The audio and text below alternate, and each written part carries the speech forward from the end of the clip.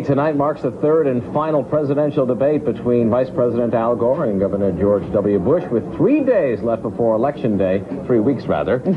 Neither candidate has a clear lead. Or a clear claim to issues of the new economy, like the digital divide. Barry Liebert, partner at Arthur Andersen and co-author of Cracking the Value Code, How Successful Businesses Are Creating Wealth in the New Economy, joins us right now. Thank you very much for joining us here on the new show. Thanks for having me today. Now, regardless of whether Al Gore invented the internet or not, we also have George W. Bush, who's with the party that is traditionally seen as pro-business. But which of these candidates really owns the issues of the new economy, or does either of them? I think both of them own it today. It's really hard to tell which one of these guys really believe differently about what the new economy is and how they're going to embrace it. I think they're both very big supporters of the technology revolution and our new economy. Well, what does the 21st century president really need to address when it comes to technology and the markets of today? I think they have to think first about the government. How is the government going to use technology? Not just support it, but really embrace it for their services, their offerings, their issues. And number two is, how are they going to support it in the financial markets to make sure the financial markets really understand what's happening so investors don't participate in all this volatility? And lastly, how are they going to help businesses continue to embrace the e-commerce revolution, intangible assets, and new ways to go to market in today's economy? Now, one thing that Al Gore has stated is that he wants to put the U.S. government online. How big of an issue is wiring the government going to be for any administration? Well, I think it's a very big issue. I think it's about change, and it's very hard for bureaucrats to think about their business being differently. And now think about it this way. We're all going to vote in polls very shortly, a few weeks away.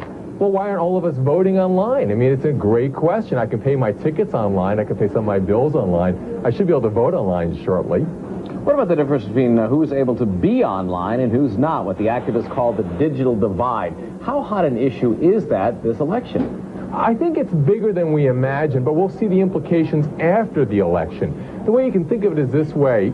Surely all of our children go to school, and education's a major part of all of their policy platforms.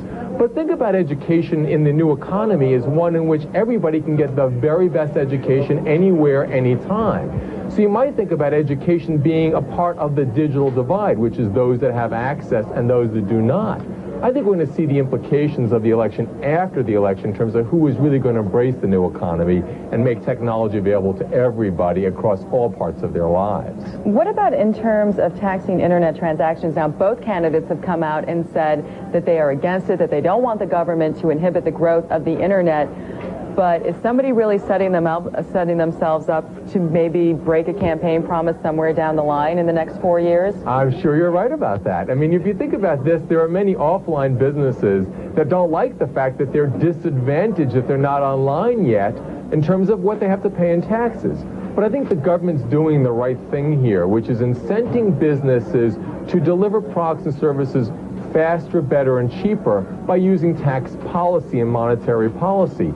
My guess says that maybe one day they'll be set up to reverse their position. But I think they're doing the right thing now, which is forcing all businesses to think about the best way to deliver products and services to their customers. Is either candidate doing better than the other to win the hearts and votes of technology-oriented voters? I can't tell the difference, and I think the polls would say no one can. So I think maybe both of them are doing a good job embracing our new economy and suggesting to all of investors, employees, and customers in our economy that this is really that platform that makes a difference to every one of us, that all of us should understand the new economy, what it means to this election, what it means to our investment behaviors, or what are we going to invest in which companies, and what it means to our corporate decision maker, to all corporate leaders. Okay, thank you very much, Barry Liebert with Arthur Andersen. Good to have you with us. Thanks for having me today.